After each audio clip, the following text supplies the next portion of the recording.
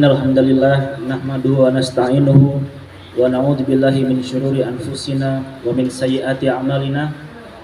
Man yahdihillahu fala mudhillalah wa man yudlilhu fala hadiyalah. Asyhadu an la ilaha illallah wahdahu la syarikalah wa asyhadu anna Muhammadan abduhu wa rasuluhu la nabiyya ba'dah. Rabbi shrah li sadri wa yassir li amri wa hlul 'uqdatam min lisani yafqahu qawli, amma ba'du. Bismillahirrahmanirrahim. Assalamualaikum warahmatullahi wabarakatuh.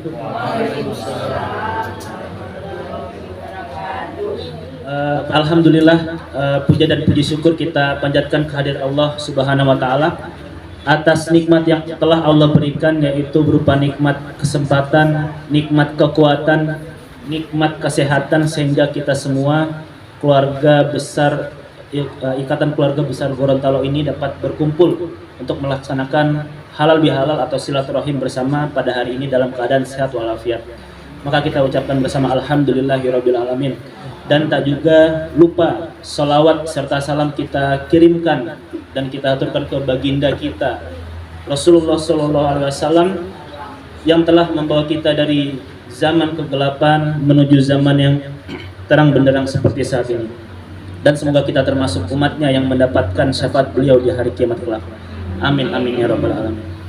Sebelum masuk ke tema atau judul kita, yaitu halal bihalal atau silaturahim, saya ingin sedikit membahas, saya ingin minta izin dulu kepada Bapak Ibu untuk berbicara di kesempatan kali ini tanpa mengurangi rasa hormat. Saya ingin sedikit membahas tentang sholawat yang tadi kita baca, karena itu adalah salah satu syair favorit saya ketika saya masih belajar dulu, dan kalau kita pahami maknanya itu sangat dalam sekali artinya. Syair ini mungkin di beberapa kalangan masyarakat mengira ini adalah ayat Quran mungkin atau hadis atau apa, tapi perlu kita ketahui bahwasanya yang tadi kita baca bersama ini adalah syair yang ditulis oleh Abu Nawas. Nah, Abu Nuwas dia tulisannya, tapi karena di Indonesia ini masyhur atau terkenalnya namanya dengan Abu Nawas. Beliau adalah penyair terkenal dari Arab, tapi tinggalnya di Baghdad, di Irak, pada masa Khilafah Abbasiyah, pada masa Khilafah Harun ar-Rasyid ketika itu. Dan beliau ini adalah orang yang fasik, jadi penyair muslim tapi suka mabuk, suka berjudi, sering meninggalkan sholat, pokoknya sering melakukan maksiat. Tapi beliau muslim, dan banyak syair-syair beliau yang sampai sekarang masih terkenal, khususnya tentang agama. Pada suatu hari ketika beliau hendak wafat, tidak ada ulama-ulama yang ingin menyolati beliau karena perlakuan beliau semasa hidup ini yang kurang baik atau kurang berkenan di mata para ulama dulu.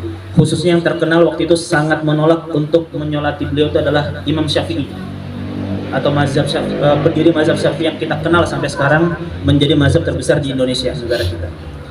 Tapi ketika Imam Syafi'i menolak, saat jenazahnya Abu Nawas ini ingin dimandikan, kemudian diangkatlah jenazah ini dari kasurnya atau dari tempat tidurnya, kemudian ditumbuhkanlah secari kertas di bawah bantal beliau, yang mana secari kertas ini tertulis di dalamnya syair yang barusan kita baca tadi, yaitu syair ratapan. Kalau dibahasakan risalah itiraf, jadi syair meratap kesedihannya yang diawali dengan ilahi lastulil firdausi ala. Ya Allah, saya tuh tahu bahwasanya saya tuh nggak cocok di surga. Wala aku ala naril jahim, tapi saya juga nggak kuat kalau dimasukin ke neraka. Maka ampunlah dosaku. Jadi artinya itu sangat indah sekali. Kemudian ketika Imam Syafi'i membaca itu, Imam Syafi'i langsung menangis sejadi-jadinya. Kemudian baru mau menyolatkan jenazah si Abu Nawas ini. Itu sekilas cerita tentang syair yang tadi kita baca. Semoga untuk menambah wawasan kita. Oke, Bapak Ibu, saya izin pakai bahasanya Bapak Ibu mungkin. Bapak Ibu jamaah pengajian pada siang hari ini, sesuai dengan judul kita, menyambung tali silaturahim. Perlu kita pahami dulu apa ini yang dimaksud dengan silaturahim. Sila ini berasal dari bahasa Arab, dari kata wasala yasilu, silatun, yang berarti mengikat. Mengikat yang belum terikat, memperkuat yang tidak kuat, mempererat yang belum erat. Ini artinya sila. Sedangkan kata kedua ada kata rahim. Rahim ini, mohon maaf, ini artinya adalah rahim atau rahim ibu. Jadi kalau kita telan mentah-mentah atau kita tidak pahami apa artinya menyambung rahim, kan enggak cocok atau kurang etis artinya. Tapi ternyata yang dimaksudkan oleh para ulama di sini, rahim yang dimaksud ini adalah untuk menegaskan bahwasanya meskipun kita dari suku yang berbeda, meskipun kita dari agama yang berbeda, kita dari kalangan yang berbeda, tapi sejatinya kita ini semua berasal dari rahim yang sama, yaitu rahimnya Hawa atau istrinya Nabi Adam alaihissalam. Seperti itu. Mau sejauh apapun hubungan kita, kita tetap akan kembali dan merujuk kepada satu rahim tadi. Maka dari itu silaturahim ini bermakna menyambung ikatan rahim yang sudah putus. Selain itu rahim juga artinya sayang. Jadi silaturahim juga bisa berarti menyambung tali kasih sayang seperti itu. Ketika kita sudah memahami arti silaturahim ini, bahwasanya kita berada atau berasal dari satu rahim atau dari satu tempat sama-sama semua, maka pertanyaannya sekarang apa yang kita banggakan, apa yang bisa kita sombongkan, sedangkan kita ini semua berasal dari rahim yang sama, berasal dari jenis penciptaan yang sama, dari tanah, dan nanti akan kembali ke tanah, dan juga nanti ujung-ujungnya dimakan cacing tanah seperti itu. Jadi apa yang kita sombongkan, apa yang kita banggakan dengan kehidupan, dengan kekuasaan, jabatan, kekayaan kita yang sementara ini.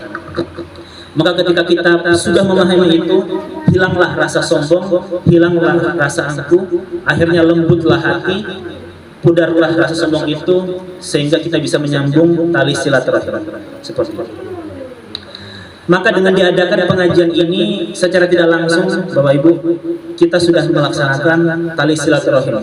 Meskipun ini adalah acara rutin bulanan, mungkin ada arisan atau apa, tapi secara tidak langsung ini adalah acara silaturahim, yang mana Bapak Ibu yang telah hadir di sini menyempatkan waktu untuk hadir, meskipun mungkin di rumah atau di lain tempat ada kegiatan, berarti sudah mengusahakan untuk melakukan silaturahim. Dan ini sangat-sangat biasa dan Masya Allah sekali pahalanya. Dan banyak silaturahim ini yang apa ya, yang salah diartikan sama orang-orang.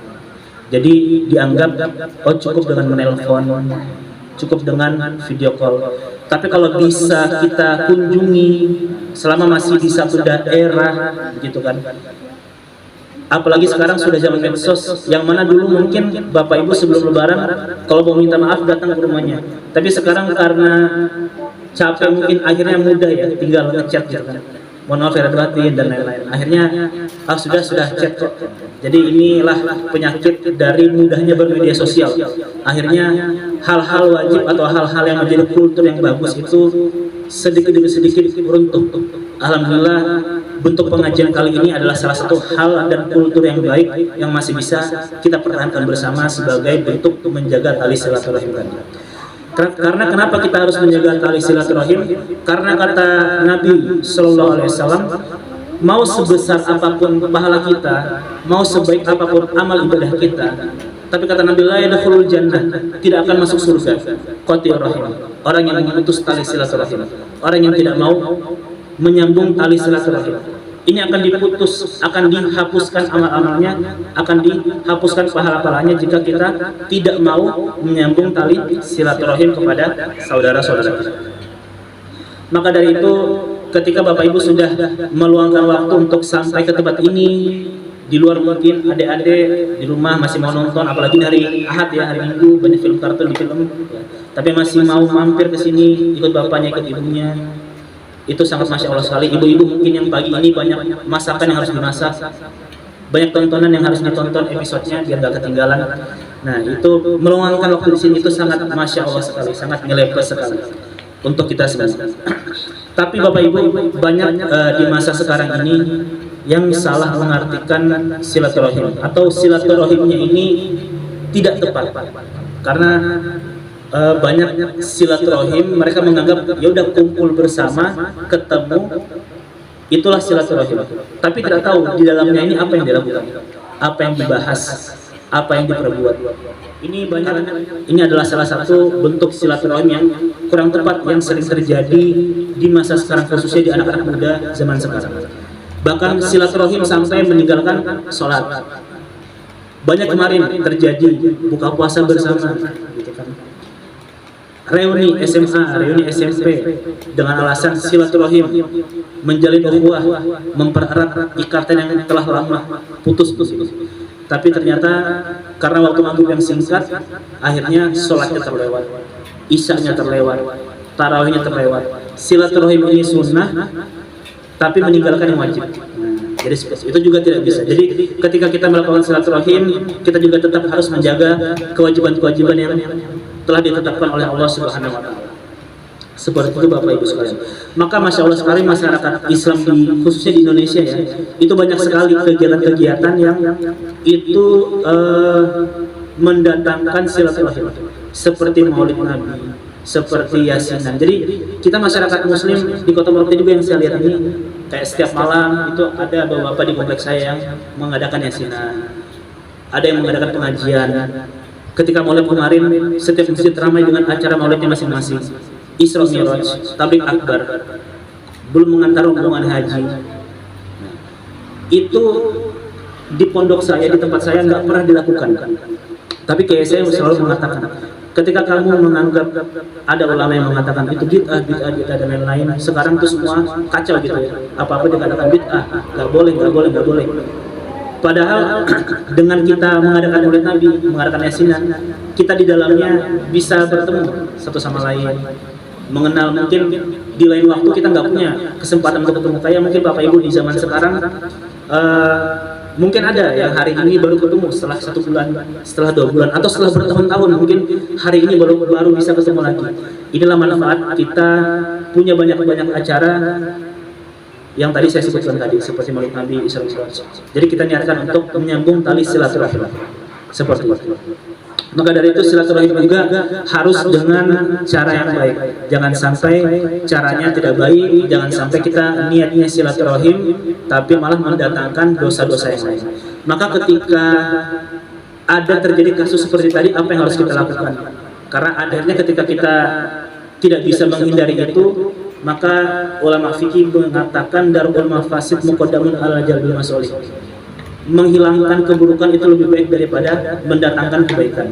Jadi ketika ada buruk, misalnya kalau kita silaturahim nanti, wah ternyata di situ mereka semua minum, akhirnya nanti kita dipaksa untuk minum, maka meninggalkan silaturahim tadi lebih penting daripada nanti kita terjerumus juga ke dalam dosa-dosa yang bisa mendatangkan dosa-dosa seperti itu. Maka betapa mulianya jamaah yang hari ini bisa meninggalkan kegiatan di rumah, menyempatkan datang untuk silaturahim.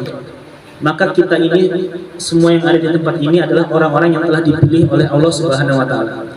Karena banyak dari mungkin keluarga kita yang ingin datang tapi masih ada kesibukan, tapi mungkin kesehatannya kurang baik, tapi mungkin masih ditabrakkan waktunya dengan jadwal yang lain. Maka dari itu kita yang bisa datang ke sini, sekali lagi kita ucapkan syukur kepada Allah Subhanahu wa taala dengan mengucapkan alhamdulillahirabbil alamin. Karena kata Allah, kata Rasulullah sallallahu alaihi wasallam di dalam hadisnya, man ahabba an yubsatallahu fi rizqihi wa yunsa'alahu fi asarihi falyasil rahimahu. Barang siapa yang ingin dilapangkan rezekinya, ingin dipanjangkan umurnya, maka sambunglah tali silaturahim. Maka insya Allah Bapak-Bapak Ibu yang hadir di sini, semoga kita semua dilapangkan rezekinya. Rezeki itu bukan berarti hanya harta, tapi kesehatan, jodoh, anak yang soleh, istri yang soleh, suami yang soleh, keturunan-keturunan yang baik, tetangga-tetangga yang baik. Itu juga semua adalah rezeki dari Allah Subhanahu wa taala. Maka semoga kita mendapatkan dan dilapangkan rezekinya, kita yang hadir di kesempatan kali ini, dan juga semoga kita dipanjangkan umurnya agar bisa terus berbuat amal soleh kepada Allah Subhanahu wa taala. Dan juga Allah mengatakan di dalam hadis qudsi ini adalah perkataan Allah yang disampaikan kepada Nabi Muhammad tapi tidak ditulis di Quran. Ini namanya hadis qudsi. Allah menyampaikan Anallaha wa anar rahman. Saya Allah dan saya mempunyai saya Maha Penyayang. Anar Rahman. Khalaqtur rahim. Maka saya menciptakan kasih sayang di dunia ini. Wa syaqaqtu laha min ismi, dan juga rahim ini dijadikan salah satu nama dari 99 nama Allah. Ar-Rahman Ar-Rahim. Itu Allah jadikan. Faman wasolaha wasoltuhu, dan kata Allah, barang siapa yang menyambung tali silaturahim kepada saudaranya, maka saya akan menyambung tali hubungan antara saya dan dia. Waman sabaqtuhu waman qata'aha batatuhu, dan barang siapa yang memutusnya, maka akan saya putus juga tali hubungan antara Allah dan hamba tersebut yang memutus tali silaturahim. Maka dari itu kita sudah mengetahui betapa pentingnya dan betapa hebatnya bagi kita-kita ini yang melaksanakan silaturahim pada pagi hari. Dan juga silaturahim ini jangan sampai kita pilih-pilih. Biasa juga ada yang kita, mohon maaf, yang pilih-pilih dalam melakukan silaturahim. Mungkin tetangga kita yang setiap hari sama kita, setelah lebaran, nauzubillah, belum kita kunjungi, tapi ada rumah bos, rumah atasan yang jauh di sana, jauh di pelosok, malah kita kunjungi. Tapi ternyata saudara kita, tetangga kita yang berada di samping rumah, belum kita kunjungi. Nah, ini juga adalah hal yang kurang tepat. Maka dari itu, ketika kita ingin menyambung tali silaturahim, maka kata Rasulullah, mulailah dari yang dekat. Minimal tetangga kita, saudara-saudara kita kunjungi. Kalau belum bisa lewat tetap muka, mungkin berada jauh di luar kota atau tempatnya jauh di Semangga atau di Kurik, kita bisa dulu dahulukan lewat HP, dan mungkin kita berjanji kalau ada kesempatan, kesehatan dan waktu, kita akan berkunjung. Setelah itu barulah kita kunjungi mungkin rekan-rekan kerja, atasan-atasan kita, atau hal-hal yang lain. Karena banyak sekarang orang ini pilih-pilih dalam bersilaturahim tadi. Mungkin kepada atasannya silaturahimnya baik, ketika ketemu atasan salam, sapa, bahasanya sopan. Tapi ketika ketemu teman yang lain, saudara yang lain, itu mungkin mukanya kurang baik. Kalau saya pada kesempatan kali ini, mumpung momennya masih lebaran, dan biasa di lebaran itu kita sering mendengar kalimat minal aidin wal faizin, mohon maaf lahir dan batin. Itu adalah kalimat baku yang setiap tahun diucapkan, karena memang pada sejatinya keadaan manusia ini setelah puasa itu diharapkan kembali ke fitrah dengan melakukan kebaikan-kebaikan dan pahala-pahala di bulan Ramadan. Akhirnya ketika bulan Ramadan sudah disucikan dengan melakukan pahala-pahala, maka ketika awal Idul Fitri ini kembalilah manusia itu diharapkannya kembalilah ke keadaan fitrah mereka sebagai manusia, yaitu suci. Maka dari itu, untuk menyempurnakan fitrah ini itu biasa dilakukan maaf-maafan. Maka dari itu saya menyampaikan kepada keluarga besar, ikatan keluarga besar Gorontalo yang ada khususnya di Merauke, marilah kita saling memaafkan, marilah kita saling melapangkan hati kita untuk memberi maaf. Karena tadi pas banget ayat yang dibaca oleh Tante Wati tadi, ada yang berbunyi wal kazimin al ghaiza wal afina 'anil nas.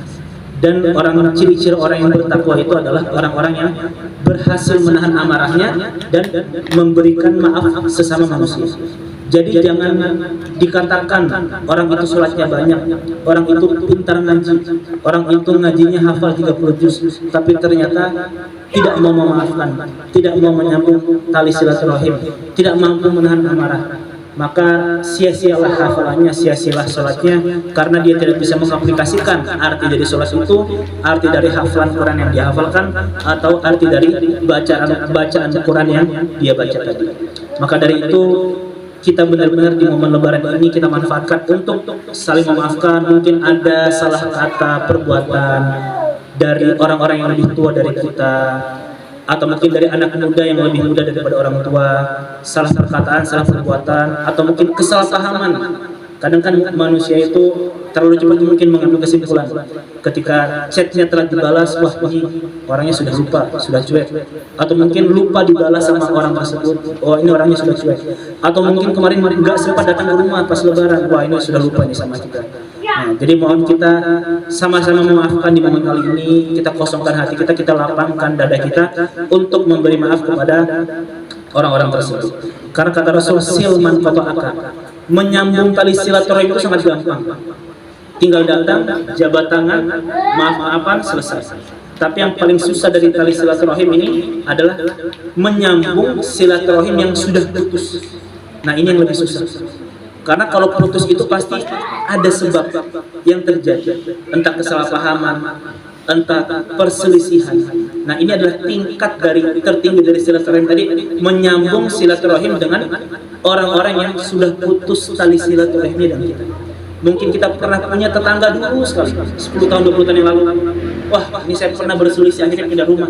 Sekarang kayak saya sudah memaafkan, akhirnya datang lagi ke rumahnya untuk menyambung. Inilah hal yang paling tinggi dan paling sulit dilakukan dalam titik silaturahim. Menyambung silaturahim dengan orang-orang yang sudah putus. Kalau masih sambung begini gampang, tinggal kita arahkan, datang, selesai. Tapi yang sudah putus ini yang menjadi tantangan tersendiri bagi kita. Karena sesungguhnya kita ini semua bersaudara. Innamal mu'minuna ikhwah. Sesungguhnya seorang mukmin itu semuanya bersaudara. Bersaudara karena apa? Kalau karena suku, kita sama-sama dari Gorontalo, tapi orang yang sukunya bukan Gorontalo atau orang yang melanggar adat-adat suku bisa dikeluarkan dari suku.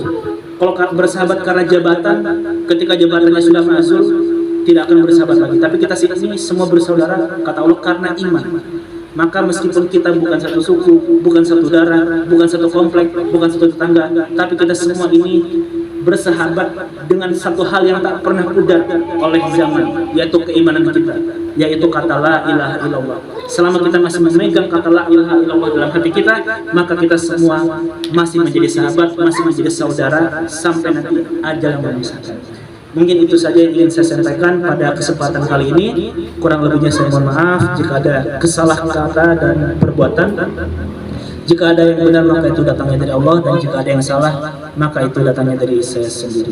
Wallahu a'lam bishawab. Wassalamualaikum warahmatullahi wabarakatuh.